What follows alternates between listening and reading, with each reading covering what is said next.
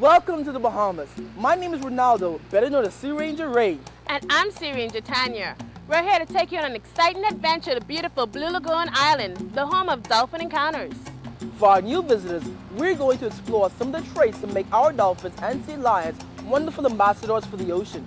For those of you who have met our marine mammal friends, we're just going to recap some of the highlights of your once-in-a-lifetime experience. But a trip to the Bahamas would not be complete if we didn't show you guys a little bit of Nassau's past. As a bonus, we're going to show you guys some highlights of the historic Nassau. And we'll end with the best story of them all, your personal encounter with our animals. So, what are we waiting on? Let's get your boat. Come on! We are headed 3 miles to the beautiful island of Blue Lagoon.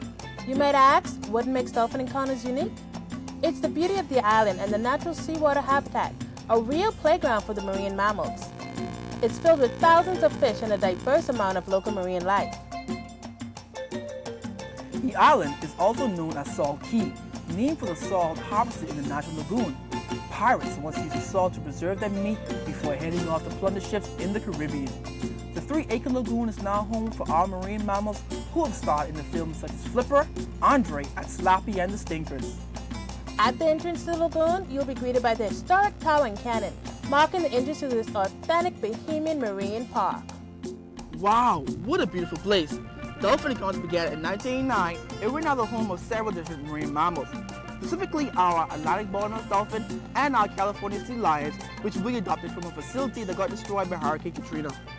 Dolphin Encounters offers a unique opportunity to interact with these magnificent marine animals, and hopefully will encourage you to take an active role in protecting the ocean. Now, our adventure is going to continue because we're going to learn a bit more about the natural history of these animals, some animal training, a little marine conservation, and some guidelines you may want to follow if you ever meet these animals in the wild. Tanya, are you ready? I'm always ready. Let's do this. Let's go. Dolphins and sea lions are mammals, but their body is adapted to live in the sea. Now, being mammals, they share 5 common traits with us, which are... Oh, I know these. All mammals are born live, they nurse their young, they're warm-blooded, breathe air, and they're born with hair. Now, our dolphins here are Atlantic bottlenose dolphins, which can weigh up to 500 pounds, get up to 9 feet in length. And you know what? I read that they can swim at about a burst speed of 25 miles per hour and have an average lifespan of 25 years in the wild. Oh, let's go see if we can meet one. Let's do this. All right. The dolphin's mouth is called the rostrum, and inside you'll find 77 to 100 conically shaped interlocking teeth used for grabbing their prey. How do you tell the age of a dolphin? The same way you would for a tree. You count the rings, only in this case the rings are inside a tooth. The forward of the dolphin is called the melon. Used with the animal's sonar, it helps them navigate, hunt, and avoid predators. It focuses sound the same way a magnifying glass would focus light. A dolphin takes a breath every 30 seconds from its blowhole, exhaling at 100 miles per hour. That's as fast as a hurricane. As great divers, dolphins can reach a depth of 1,800 feet and hold their breath up to 8 minutes. How clearly can dolphins see? They can see clearly both above and beneath the water. Each eye is covered by a layer of mucus, which protects you from salt, bacteria, and parasites. Good job! Don't forget that dolphins have 3 types of fins. The pectoral fins for stopping and staring, the dorsal fin for balance, and the flukes for power. But which fin has bones in it? What is the pectoral fin? That's right! In fact, if you took an x-ray of the pectoral fin, you would see the 5 digits that you have in your hand along with all of the bones that you have in your arm. Scientists believe these animals once walked on land over 53 million years ago. Whoa! The dorsal fin and the flukes are actually made up of a highly connective tissue called collagen. It's also the cartilage in our ears and in our nose. And down here we have the peduncle, which is the strongest and largest muscle in the dolphin's body. In fact, it is so strong, it can get the dolphin an amazing 25 feet out of the water. But wait, how fast can they swim? 25 miles an hour. If you ever get the chance to see dolphins showing all this beautiful pink and white belly, you will see a thumb-like indentation called the belly button. That's because they were born live. But how do you tell the difference between male and female dolphins? Oh, that's easy. Males have 2 slits and females have 4. The 2 extra slits are for nursing the young because you know what? They're mammals like us. Dolphins are so cool. Thanks so much.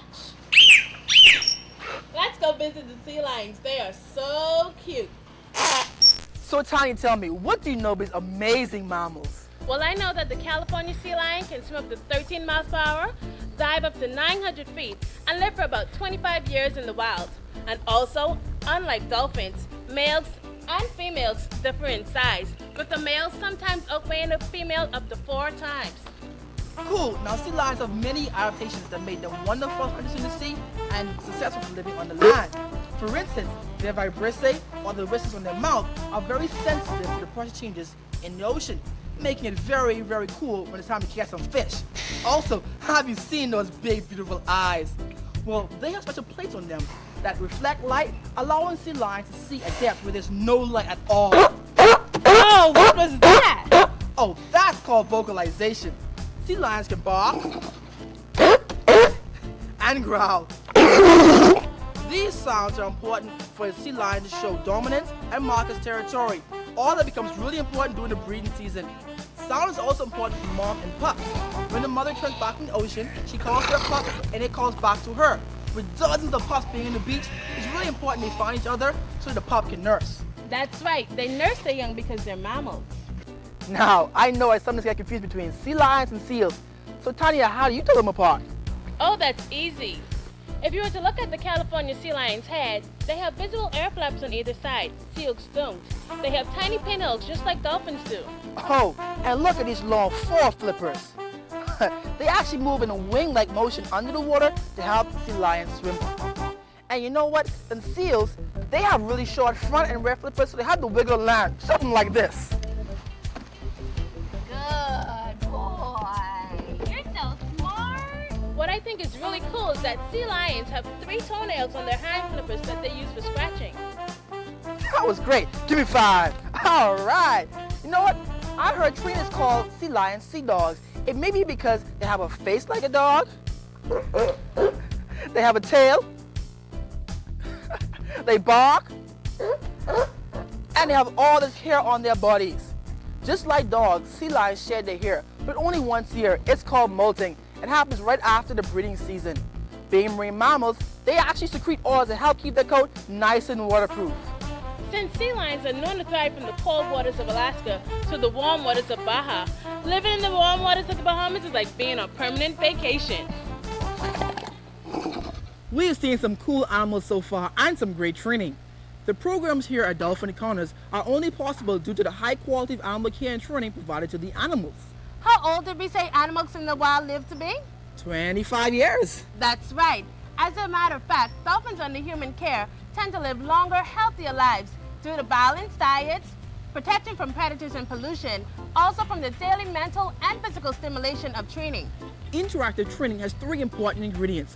All participation is voluntary, the animals are trained to interact with people, and a trusting relationship is built up with the trainers through years of training. Here at DE, the method of training used is called operant conditioning, where an animal follows and touches a target in order to learn a behavior. So let's go down and watch the trainers and see how training really works. The trainer uses 5 tools. The signal lets the animal know which behavior to do. A target like this one lets the animal know where and how to perform the behavior. If the behavior is done correctly, the trainer will blow his whistle. Once correct, the dolphin will receive a reward. This lets him know to please do that behavior again in the future. If it's not right, they'll receive a timeout.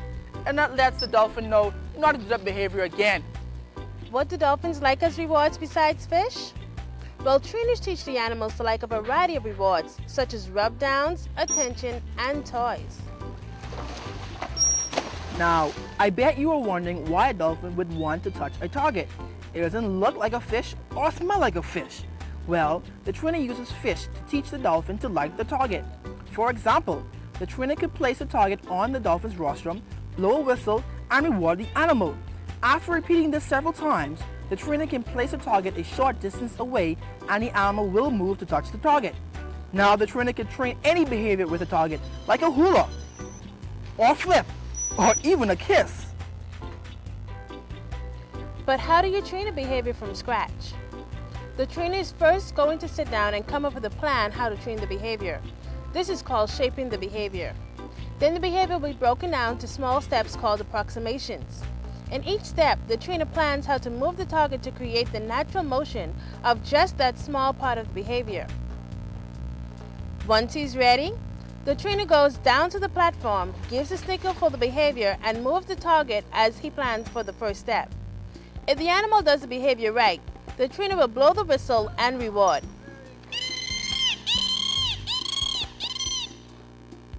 He will keep repeating this sequence until the animal knows the first step confidently. On the next trial, the trainer will give the signal and show the dolphin step 1 and 2. I see. And this way, he can add each step on one at a time until the dolphin learns the whole behavior. Right.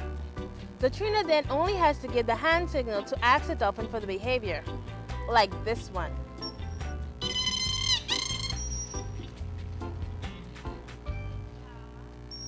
If you'd like to learn more about animal training or even sign up for one of our student internships, please go to www.dolphinencounters.com.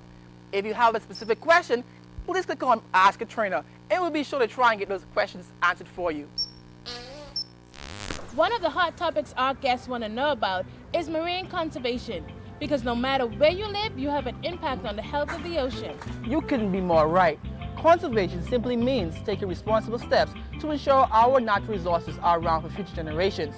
And who better to serve as ambassadors for the ocean than our animals? Well, they can certainly help with the topic of marine debris. Marine debris is simply trash that has made its way into the ocean. Rather than animal ingest it or become entangled in it, marine debris can be very deadly. Just imagine you come to Dolphin Encounters and your trash blows into the pool. Would you like trash in your pool?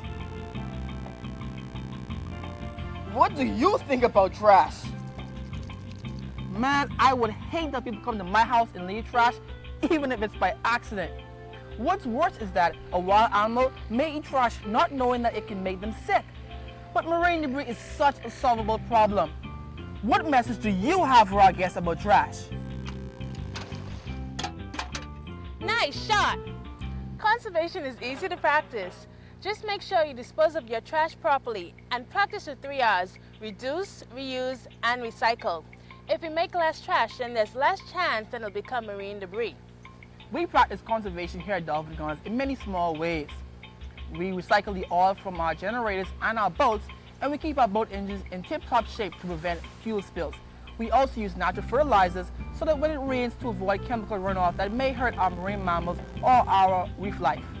We're also training the next generation of ambassadors, kids. In our Beach Buddy program, we train local kids to go to the beaches and clean up. They also learn about conservation and take pride in cleaning up the Bahamian beaches. Thanks for the help, guys.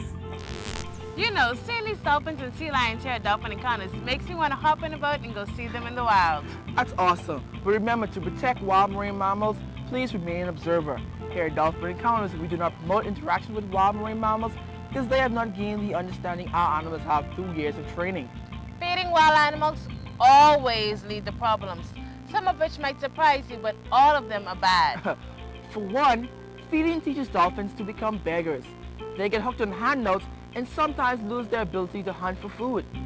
Feeding wild dolphins also teaches them to hurt people.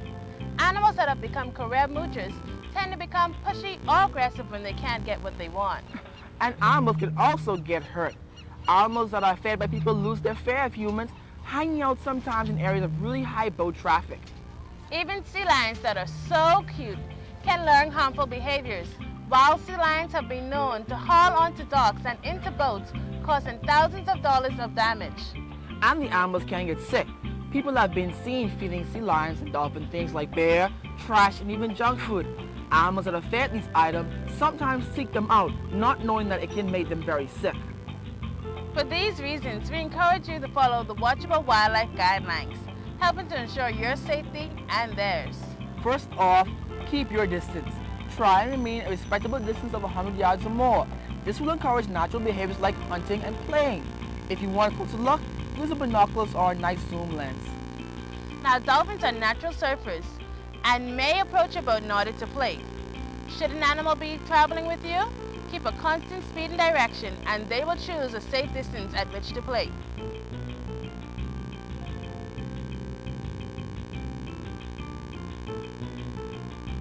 Should an animal be crossing your path, slow down or stop, allowing them to pass safely. Remain clear of mothers and their young. This will give the mother the opportunity to teach her calf valuable skills like how to hunt. Also, put your trash in its proper place.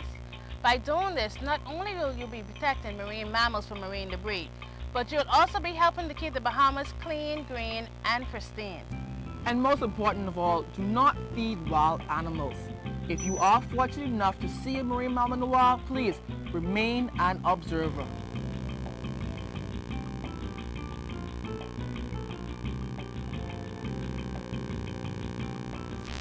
As a bonus to your authentic Bahamian adventure, we'd like to take you on a virtual tour of just a few of Nassau's most visited historic locations. Our first stop is the Queen's Staircase. Recently renovated, it was carved out of solid limestone in the late 18th century. It is reported that slaves were forced to cut through the rocks with axes and other sharp hand tools. This 102-foot staircase was named in honor of the 65 years of Queen Victoria's reign. Fort Charlotte, Fort Fincastle, and Fort Montague were all built during the 1700s to protect New Providence from Spanish and French invasion. Their strategic placement was to stop any ships from entering Nassau Port.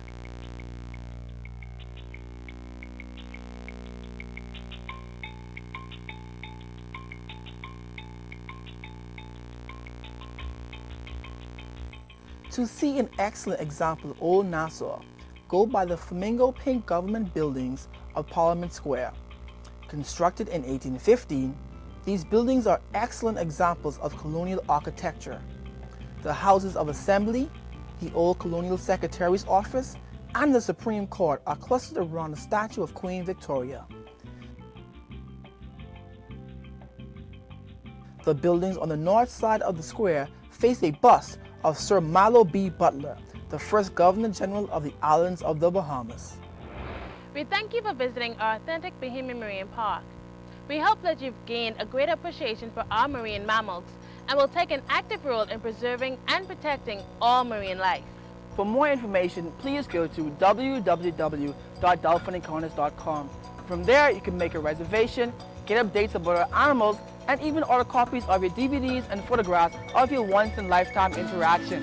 We hope to see you soon. Bye.